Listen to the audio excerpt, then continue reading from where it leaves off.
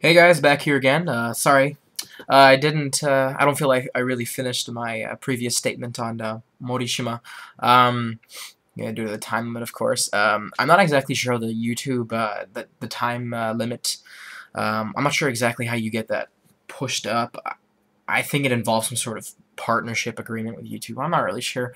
I've seen a lot of guys start their channel and get like 25 minutes videos up very fast. So if anyone can point me in the right direction, that'd be fantastic. But anyways, to finish up with the Morishima discussion, because I'd like to conclude this. Another thing I forgot to mention was that Morishima doesn't necessarily, apparently doesn't necessarily deserve another title run at this point in time, or doesn't really deserve to be booked effectively, or, that's not the right word.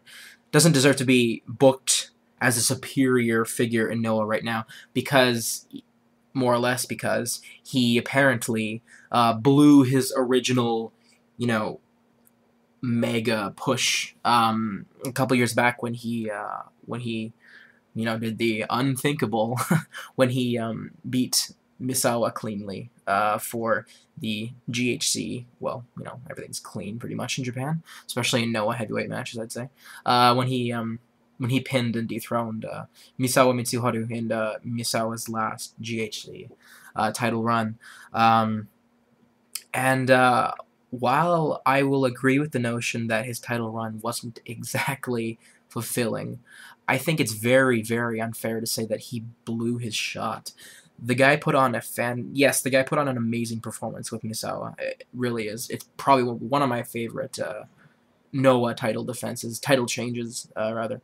Um, but the idea that the statement that he blew his push, I just feel that is. I'll hold my tongue. I just think it's very unfair. Morishima was he was booked as a transitional champion. He was served up a younger, smaller Sugiura Takeshi and Rikio Takeshi.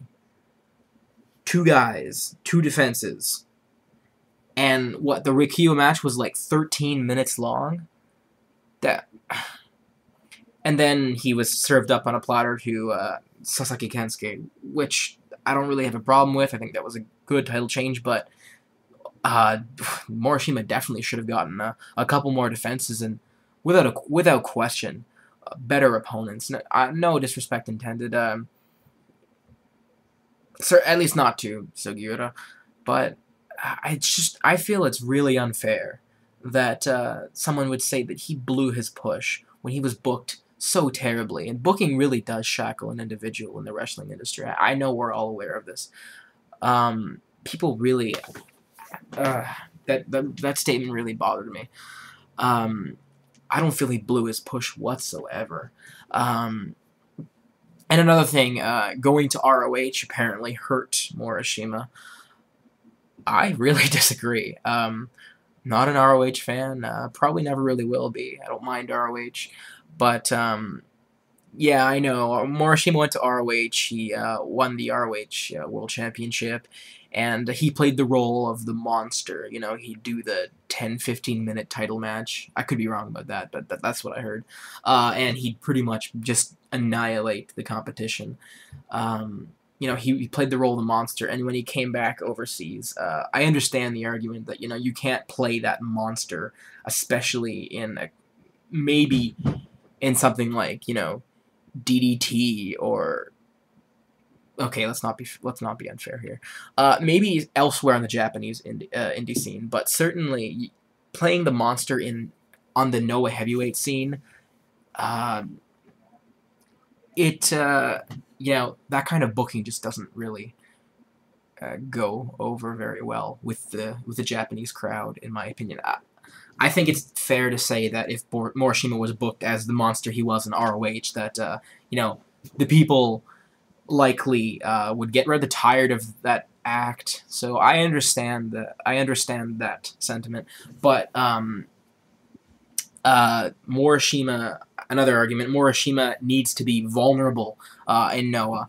Now, I understand the premise of this statement. I understand that anyone in professional wrestling, you can't be viewed... There are very, very few people in Japanese professional wrestling history that really could be viewed as, like, you know, untouchable. You know, the Jumbo Tsuruta, the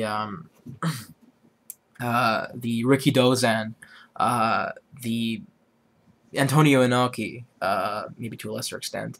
But, you know, the guys that truly, when they lost, when they went down, when someone went over clean over them, it was a big deal. Now, there's quite a few of those guys, but that untouchable status, you can't book like that in Japan, and I understand that.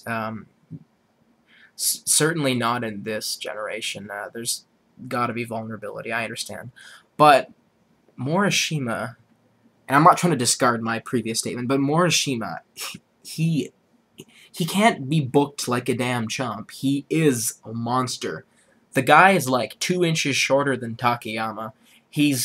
Fuck, I know he just lost quite a bit of weight, but the guy's been over 300 pounds before. I'd say he's probably around 275, 280 at the moment. Maybe a bit heavier, I'm not sure. He looks great, though. But too much vulnerability, or just having him low on the card, squashing... I've already shared my feelings on that, so I'm not going to drag this out. But, yeah, so just to recap, so the argument of, you know, Morishima not being incredible champion, ridiculous. I shouldn't say argument, but the idea that Morishima not being a credible champion is ridiculous. The Takayama match shouldn't have happened. Seriously. The squashing matches are primitive. They don't get a guy over, seriously.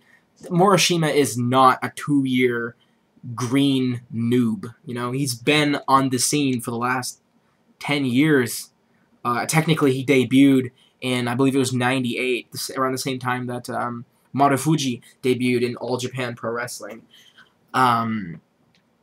So, you know, it's 2011, guys, and low in the card, squashing, losing to broken down men. I'm sorry, these things, I just do not feel they adequately get. Certainly not Morishima, and I think many men on that roster.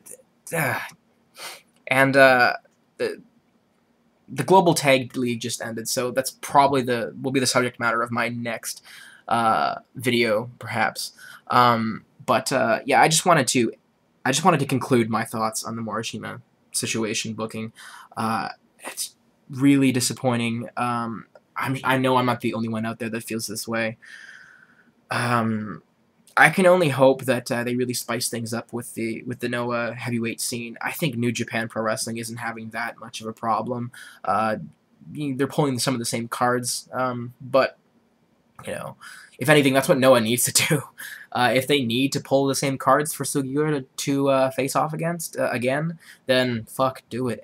Anything's better than you know, lackluster, half-assed Gaijin throw-togethers. The last 3 matches have been bad, and I'm not blaming Sugiura, but it's time to change, guys. Please, all together, it's got to be like the final destination for Sugiura, or even before. I'll share my views on who I think should you know, dethrone Sugiura, dethrone such and such. I have lots of booking ideas that I'll be posting soon enough. So thank you very much, guys. I'm sorry if this dragged out as well. Like I said, I'm full improv here. So that concludes. I'm gonna say that concludes. It's the nail in the coffin for Morishima now, for me. So thanks a lot, guys. Post your comments. I'd love to hear from you all. And thank you very much for your patience and your time. Mata ne.